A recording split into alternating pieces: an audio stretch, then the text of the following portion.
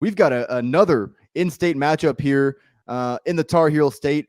The North Carolina Tar Heels going on the road in a very, very tough matchup to Boone to take on the App State Mountaineers. Saw North Carolina open up a slight 2.5 point favorites, but that has come all the way down to a pick at some spots. So this is really a coin flip type of game. Total has stayed pretty steady at that 55.5, 56 mark. I think App State wins this game. I really do. But that doesn't mean I'm necessarily going to bet it here at the pick'em price. Chase Bryce is a guy that if you're watching this video, if you're a college football fan, I'm assuming y'all remember who that is. Started his career at Clemson, transferred to Duke and kind of struggled there, but he had a great year for App State last year.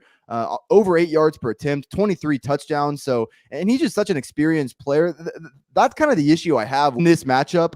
App State has played these types of games before, whereas North Carolina and Mack Brown's team, it's a very young football team.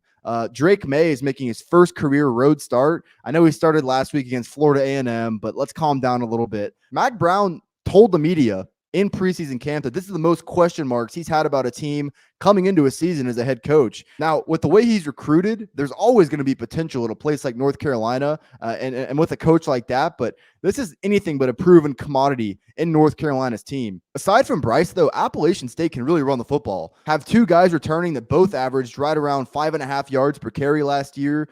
And, this is a very experienced offensive line as well. I guess maybe the one concern for Chase Bryce is that he lost his top 3 receivers from a year ago.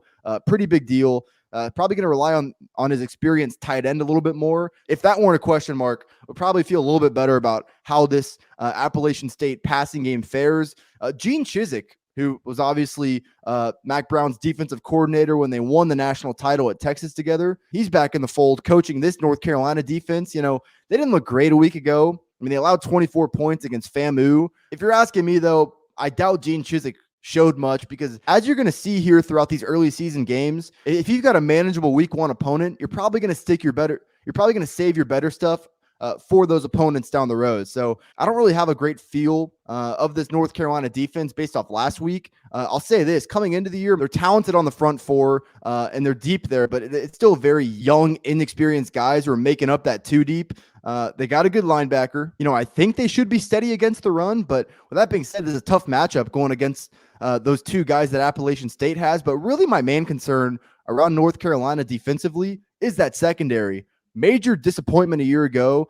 Probably the reason why they lost it. Not the only reason. Their offensive line stunk too, but a big reason defensively as to why they were as leaky as they were and why they ended up 6-7. Now there is continuity, and like I said, with the way Mack Brown is recruited, the upside is there, but I'm gonna have to see it before I believe it. And let's not forget one thing about this North Carolina team. They were 0-6 on the road last year. So if you want to take a shot on North Carolina here, you're going against what they've shown you over a pretty large sample size. And now they don't have Sam Howell. They lost a key running back option to a season-ending injury over the preseason. So it's App State or pass for me. I'm interested to see how Drake May adjust in the spot. He's obviously a very talented guy coming out of the high school ranks. And yeah, he looked good a week ago, but once again, they weren't going to show their ace stuff against Florida A&M.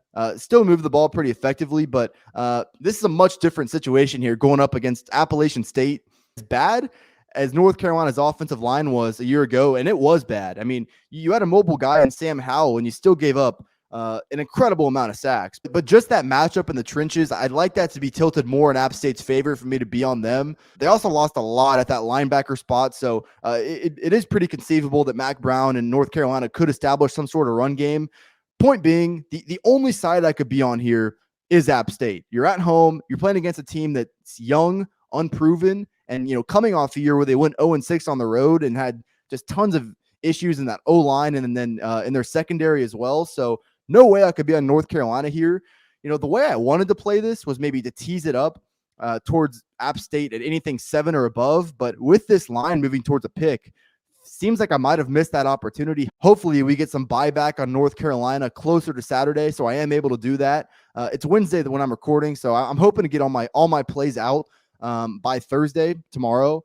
So hopefully we see that soon. I plan on having my entire week 1 card out by Thursday. So if you do want to be certain what I am on officially, follow me on Twitter at Fordham Betting. I actually released 4 best bets on Tuesday night 3 of those being multi-unit plays. So I will leave the link to those write-ups in the description. We started off this college football season with a 1-0 week 0. We had Illinois minus the 10.5. That was a 1.5 unit winner. Last year in college football, hit at a 55% clip, netted over 27 units. Feel even better about how I'm going to do this year.